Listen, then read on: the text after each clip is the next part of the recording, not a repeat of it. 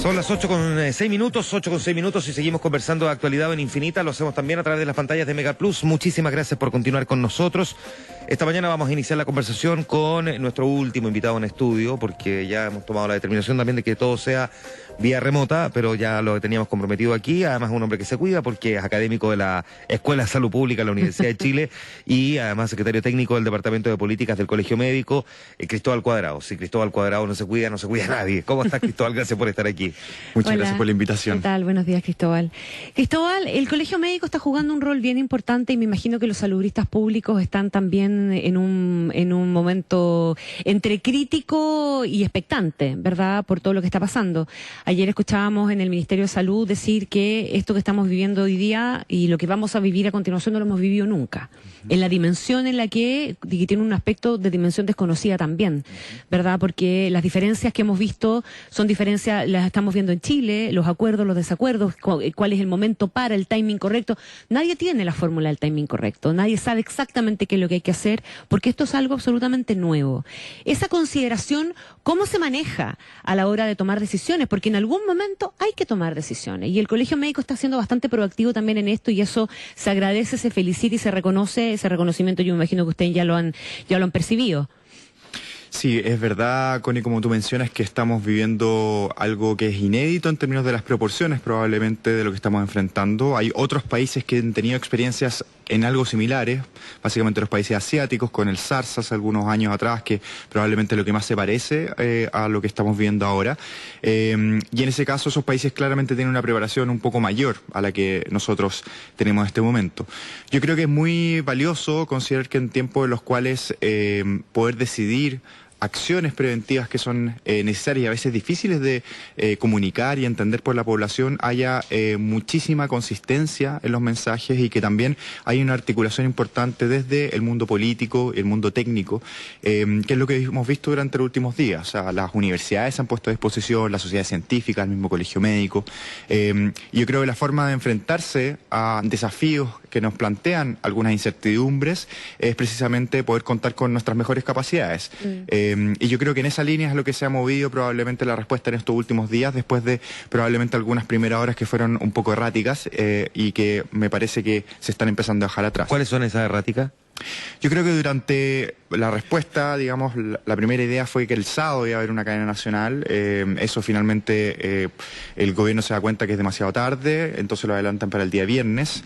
Ese día viernes nosotros esperábamos algunas medidas un poco más claras, por ejemplo el cierre de colegios, que finalmente se tuvo que postergar y hubo algunas polémicas en el fin de semana por eso. Realmente el anuncio el viernes de la noche del presidente Piñera, lo único que quizás llamó la atención, y además en tono menor, era que se limitaba a 500 personas la reunión. La única medida, digamos, bien concreta de distanciamiento social. Entonces, en ese sentido, varios nos sentimos que las medidas no estaban dando el ancho, digamos, y se inició rápidamente también una comunicación directa con el gobierno, y eso hizo que finalmente el domingo tuvieran que cambiarse algunas medidas, y bueno, ya hemos visto que rápidamente hemos ido avanzando en algunas medidas más importantes. Ahora, yo entiendo que las diferencias de criterio que se han producido tienen que ver con consideraciones de cómo aplanar la curva. Exacto. Y qué es más efectivo para aplanar la curva. Y tú tienes casos como el de Corea del Sur o el de Italia o el del Reino Unido, ¿verdad? Que toma una estrategia de contagio de rebaño, esperando inmunizar a la gente supuestamente, y está postergando, si bien Boris Johnson está cambiando un poco el discurso, llamando a la gente a no tomar contacto, a evitar o a incrementar la distancia social, a los viejos a quedarse en la casa por 4 meses, o sea, pero no ha forzado ninguna medida de encierro, de cuarentena, ni de suspensión de nada, en definitiva. Y en contraste con eso tienes lo que han hecho los surcoreanos. Entonces, yo entiendo que los criterios distintos tienen que ver con eso, con cuál es el mejor momento para entrarle de frentón a la curva y aplanarla y no simplemente desplazarla. En esa lógica, ¿es mejor pedir perdón que pedir permiso en este caso? ¿Esa es un poquitito la lógica con la que ustedes están mirando esto? ¿O también vale la pena esas consideraciones de no tirar toda la artillería de una e irla lanzando poco a poco, que es aparentemente lo que el ministro Mañalich ha tenido un poco en la cabeza? O sea, él tiene una artillería y considera que hay cosas que irlas poniendo sobre la mesa momento a momento. Bueno, efectivamente existen distintas formas en que uno podría enfrentar una crisis como esta. hay que decir que el único país que ha adoptado la estrategia de el contagio y generar esta idea de inmunidad de rebaño es Reino Unido. Reino Unido, sí. Y al menos durante el fin de semana ya había muchísimas voces críticas al mundo académico interno y planteando los problemas, el sistema de salud está empezando a colapsar. Por lo tanto, hasta ahora al menos no tenemos ningún país que uno pudiera ser exitoso con esa estrategia. Los países que han sido exitosos en aplanar la curva tempranamente han tomado dos estrategias. La mayor parte de ellos ha sido la estrategia de distanciamiento social estricto. Cierre de fronteras, cierre de... Ahora digo, perdona, exitosos pero teniendo miles de contagiados y miles de muertos. El éxito aquí no significa que no existe el coronavirus, ¿sí? O sea, esto es un desafío que va a implicar que va a haber miles de personas contagiadas y que van a haber muchas personas muertas en cualquier escenario. La diferencia es la magnitud, ¿sí? Entonces lo que queremos hacer es disminuir la magnitud del impacto que tiene este desafío y para eso aplanar la curva es clave. Entonces los países asiáticos han tenido dos estrategias. Singapur, por ejemplo, ha sido la estrategia de muchísimo testeo, miles de exámenes, 20.000 exámenes al día, para tratar a prácticamente cualquier persona que tenga algún síntoma respiratorio, identificarlo precozmente y aislarlo de manera efectiva. Eso en Chile no ha sido factible. La cantidad de test que tenemos son poco, nuestra capacidad de cuarentena ha sido bajo. La próxima semana llega 1 millón de test rápidos. Claro. Y luego llega otro millón más. Y en eso hay que seguir invirtiendo, o sea, es un pilar fundamental de la respuesta. No obstante, uno necesita eso en una capacidad muy temprana para poder contener y aplanar la curva, cosa que no ha existido en Chile. Por lo tanto, dadas las condiciones de, por una parte, la experiencia de países asiáticos como Corea del Sur, lo mismo de China fuera de Wuhan, tempranamente tomó estas medidas, y la experiencia fue muchísimos menos casos y una letalidad más baja del virus. Por lo tanto, en ese escenario a nosotros nos parece que lo más razonable, si bien puede haber, sin duda, otras formas de enfrentarlo, es tomar una medida mucho más precautoria y ser más agresivo tempranamente, y eso es lo que hemos empujado desde el Colegio Médico y también desde muchos epidemiólogos y gente que está vinculada. Ahora, ¿ese tempranamente da por asumido que ya estamos tarde? ¿O no, estamos todavía...? Es que eso es importante aclararlo para no generar alarma, ¿verdad? Sí. Para ponerlo en consideración, China tomó la decisión de cierre de Wuhan con alrededor de 500 casos. ¿Sí? Por lo tanto, nosotros yo diría que estamos justo en el umbral. O sea, estamos hoy día con ayer 156 casos, hoy día probablemente más de 200, lo más seguro. Estamos en el momento. O sea, yo esperaría que hoy día y más tardar mañana avancemos a un cierre por lo menos de la región metropolitana y puede ser en la séptima donde hay mayor cantidad de casos, que son los lugares donde se justificaría más claramente avanzar en medidas más restrictivas de cierre de malls, restaurantes y otros lugares para disminuir la movilidad al mínimo. Ahora, cuando tú dices que los países que han tenido resultados más exitosos, en el contexto que se entiende que todo esto es bastante dramático, el distanciamiento social es clave. Hay países como Austria, por ejemplo, que tienen más de 1.000 contagiados, ya llevan 6 muertos, un país que tiene cerca de 9 millones de habitantes. Ellos establecieron, por ejemplo, como norma legal, además, reuniones de no más de 5 personas. ¿Cuán aplicable podría ser en un país como el nuestro, en nuestra idiosincrasia, un distanciamiento social así estricto? Bueno, nosotros sin duda tenemos un desafío en esa línea. Por ejemplo, el contraste con los asiáticos yo creo que es aún más claro, ¿no? Ellos tienen culturas muy distintas en términos de la distancia interpersonal, lo que les favorece en este tipo de cosas.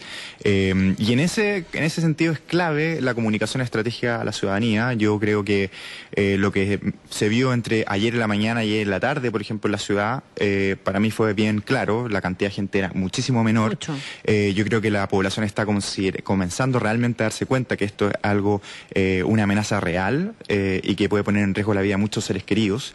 Y yo creo que apelar a esa responsabilidad individual es tremendamente importante. Yo confío en que en circunstancias excepcionales como las que estamos viviendo, los chilenos y chilenas vamos a ser capaces de también tomar conductas excepcionales. Necesitamos hacer pequeños sacrificios durante algunas semanas para evitar una catástrofe de proporciones. ¿Estás de acuerdo con las 12 semanas que establece el gobierno como margen para operar fuertemente ahí de manera de empezar a ver una caída en la curva después? Es probable que en un horizonte de 8 a 12 semanas deberíamos ver un cambio en la curva si es que tomamos las medidas precozmente. Yo creo que ese es un tiempo razonable dado lo que se ha visto del comportamiento de la curva epidémica en otros países. Ahora, insistimos en el tema tema de tomar las medidas precozmente, ¿tú te sigues refiriendo al cierre de lugares, a las cuarentenas generalizadas en caso que sea necesario, o hay algo más que te parezca fundamental y que no lo has escuchado de parte de las autoridades? Porque todo eso está en el itinerario, digamos, claro, ¿verdad? El tema es el timing y probablemente con cierta presión ese timing se puede apurar, como pasó con los colegios. El ministro Mañalich no era partidario del cierre de colegio decretado el sábado, el día sábado, sí en otro momento del tiempo. Sí, esto es muy dinámico y efectivamente todas las alternativas deben estar siempre sobre la mesa. Ahora, sobre otras cosas, yo creo que el tema del testeo y tener capacidad de testeo directamente a domicilio, como lo tienen varios países asiáticos, es algo realmente relevante. O sea, incrementar la capacidad de testeo, pero también cambiar la modalidad. Hay cosas del manejo de casos que yo creo que se deben mejorar. Por ejemplo, hoy día todavía tenemos muchos lugares en los cuales los pacientes sospechosos son derivados para realizarse el examen en otro lugar. Eso implica mover a una persona con potencial de contagiar a otros. Y lo más razonable es incrementar la capacidad de testeo lo más posible en el país para que los casos sospechosos no tengan que moverse. Eso implica un esfuerzo de capacitación de personas. No es sencillo tomar unos test de manera segura para el personal de salud.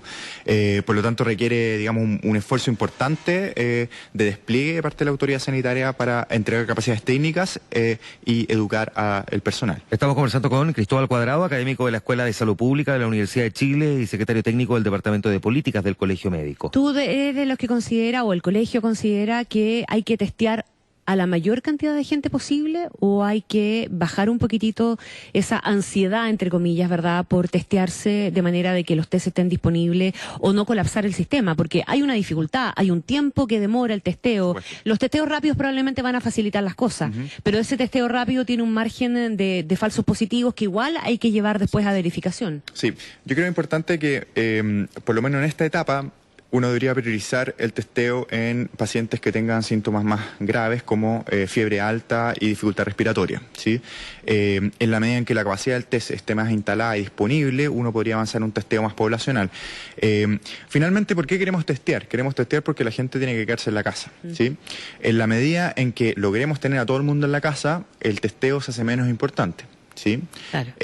Porque estamos tomando una medida de cuarentena preventiva para toda la población, ¿no? Entonces, el testeo y las medidas de distanciamiento social son complementarias, pero su importancia relativa puede variar un poco según el momento en que uno se encuentre. Yo creo que otra cosa muy importante que no se ha dicho, probablemente suficiente, es que en la medida en que avanzamos a políticas más restrictivas de distanciamiento social, hay que tener un paquete de medidas económicas y sociales que permitan hacer esto viable, ¿sí?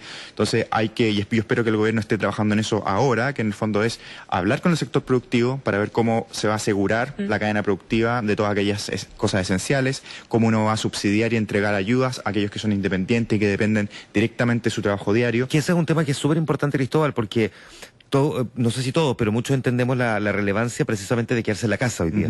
Pero al mismo tiempo estamos pidiendo que no se afecte la cadena productiva, y la cadena productiva la trabajan personas que al mismo tiempo le estamos pidiendo que se queden en la casa. Entonces, ¿cómo hace uno para poder mantener ambos elementos y que sean compatibles entre sí? Porque me parece que son completamente incompatibles pedir que a todo el mundo se quede en la casa y al mismo tiempo que la cadena productiva no se ve afectada. La cadena productiva siempre se va a ver afectada en cierta dimensión. O sea, hay áreas de la economía en que van a estar cerradas simplemente, ¿no? Pero hay otras áreas como, por ejemplo, el sector alimentación o producción de bienes directamente relacionados con la respuesta a la epidemia que tienen que mantenerse. Y el primer trabajo es la identificación de cada una de esas cadenas, articular a cada uno de esos actores y generar planes también con cada uno de ellos de cuál va a ser la forma de resguardar de la mejor manera a sus trabajadores.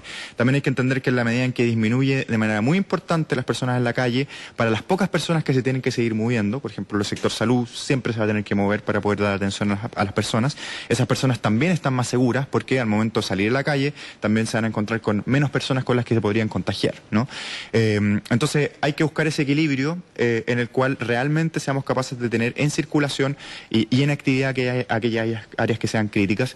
No es algo obvio, algo que requiere muchísimo trabajo y yo espero que el ministro de Economía esté muy activamente en coordinación con el ministro de Salud para trabajar en esta área que es esencial para poder hacer viable el distanciamiento social. Cristóbal Cuadrado, uno de los temas también que ha empezado a generar bastante discusión, es probablemente parte del origen además de lo que estamos viviendo, es que como no hay una vacuna para enfrentar el coronavirus, se establecen ciertas mitologías o ciertas informaciones que no son del todo correctas al respecto. Quiero partir por la controversia del alcalde de Recoleta, que anunció la importación de un medicamento cubano y que en el fondo él promete que tiene muy buenos resultados en el combate contra el COVID-19. ¿Qué se puede decir de ese medicamento? Más allá de la decisión del alcalde, que pareciera pasar por encima, digamos, de las recomendaciones de la comunidad médica chilena. Sí, yo creo que hay un problema que queda muy claro en esa decisión de que en cierta medida estamos viendo una crisis que se está autogestionando, ¿no? Hay muchas medidas tomadas finalmente por los alcaldes con poca coordinación y yo creo que eso es algo que ojalá lo dejemos rápidamente detrás porque afecta, yo creo, negativamente la respuesta. Sobre la efectividad de ese medicamento es algo no probado. En el escenario actual donde no hay terapias, en muchos países están probando todo tipo de tratamientos. No hay ninguno de ellos que haya demostrado claramente hasta ahora ser efectivo. El interferón, que es el medicamento que está trayendo el alcalde Jadwe, es un medicamento además que es costoso y que tiene efectos adversos importantes, potenciales. ¿Cómo cuáles? Bueno, puede generar algún grado de respuesta inmunológica exagerada, ¿sí? O sea, todos los medicamentos que se ocupan, este es un medicamento que se ocupa bien resguardadamente, habitualmente en pacientes hospitalizados, no un medicamento de uso habitual, así que uno vaya a la farmacia y uno se compra un paracetamol. Entonces yo creo que el llamado es a la mesura, en el fondo, en este tipo de medidas. No existen curas milagrosas. Y gastar los recursos. Y yo creo que los alcaldes y todas las autoridades políticas en general tienen ahora una responsabilidad muy importante de comunicar de manera realista a la población de cuáles son las oportunidades y cuáles son los riesgos. Ahora, Cristóbal, el otro tema que queda también puesto en el centro de la confusión probablemente es la efectividad de la vacuna contra la influenza en el coronavirus. Porque sería bueno explicar qué es lo que hace la vacuna de la influenza respecto de alguien que eventualmente luego se contagia al coronavirus. Claro, sí, yo creo que es importante aclarar por qué le estamos pidiendo a la población que se vacune contra la influenza, y eso tiene por una parte una protección para la influenza, ¿sí? Pero por otro lado, lo que esperamos es que va a convivir la infección de influenza con el coronavirus, lo que va a hacer que muchas personas se van a enfermar al mismo tiempo, y eso puede implicar un mayor colapso de los servicios de salud y hace menos probable que quien lo necesite pueda acceder de manera oportuna, ¿sí? Entonces, lo más importante de la razón por la que estamos vacunando a todas las personas, sobre todo los grupos de riesgo, es que queremos disminuir los casos severos respiratorios que tengamos durante las próximas semanas. No es una protección, no es que la vacuna de influenza te proteja de tener una infección grave por coronavirus. Tengo una duda en esto, porque se lo he escuchado decir a algunos doctores y no sé si lo escuché mal o a lo mejor es confusión, pero que si yo estoy vacunado contra la influenza y eventualmente me da coronavirus, la manera en que se reflejan los síntomas en mí no son tan potentes como para una persona que no se vacunó contra la influenza. Eso es algo que está por verse, no sabemos cómo funciona la coinfección o la infección seriada, en el fondo tener una y después otra, eso es algo que está por verse. Lo que sí, por ejemplo, una persona vacunada que tiene un cuadro que parece gripe muy severo, ¿sí? Uno clínicamente va a tender a creer más que es un coronavirus, por ejemplo, ¿sí? Entonces entrega algún grado de información, ¿sí? Pero yo diría que por lejos, más allá de ese tipo de cosas, es el tema de disminuir los casos severos respiratorios, para lo cual es importante que se vacunen todos los grupos de riesgo. Cristóbal Cuadrado, una cosa que está pasando en Chile y de la cual ustedes son súper conscientes como colegio médico en lo particular, ¿verdad? Es el clima, el momento político y social que estamos viviendo, y eso se ha traducido a lo menos en las primeras etapas, en los primeros días del coronavirus en el mundo y en su llegada a Chile, en un cierto escepticismo, una falta de confianza, poca credibilidad. Hay una encuesta académica hoy día que comentábamos más temprano con Roberto Isixson, que da cuenta de que la gente está de acuerdo con las medidas, pero no le tiene confianza al gobierno, digamos, ¿verdad? Que puede parecer casi una especie de paradoja, y eso por un castigo que viene de antes. Y contra eso es bien difícil luchar, y de ahí me imagino también la importancia de legitimar el rol que está jugando la autoridad frente a esto. ¿Cómo convive eso con la necesidad urgente de tomar determinaciones de política pública o de salud pública? Y eso me imagino debe estar en el origen también del rol que ha querido jugar el colegio en esto. Sí, sin duda. Yo creo que es uno de los principales desafíos que tiene Chile, es que se enfrenta al coronavirus con una crisis institucional importante, ¿no? Una pérdida de legitimidad no solamente del gobierno, de muchas instituciones relevantes. Y lo que más se necesita en un momento como esto es poder realmente ejercer el rol de la autoridad, ¿sí? Para poder liderar decisiones que no son fáciles. En ese sentido, nuestra lectura desde el Colegio Médico ha sido desde el primer momento ponernos a disposición, porque creemos que la única forma de enfrentar esto es con unidad, con transversalidad, y entender de que acá no hay espacio para ningún cálculo político chico, y que todos tenemos que entonces estar disponibles para poder enfrentar de la mejor manera.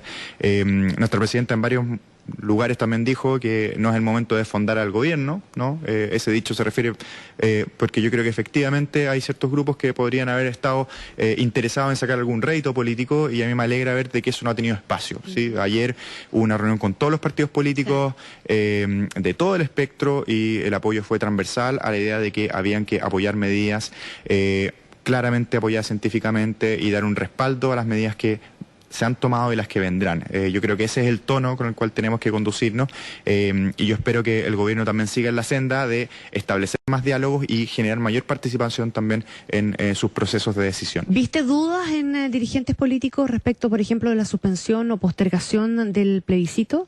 Yo creo que eso es algo que está bastante establecido, de que es algo que va a ser necesario adoptar, a uno le guste o no le guste. Las condiciones son claras de que no son las más adecuadas para tener un plebiscito a fines de abril, y si uno también quiere cuidar el proceso democrático tan necesario de decidir sobre si queremos tener o no una constitución y con qué mecanismo, lo más razonable también es que eso tenga el tiempo adecuado.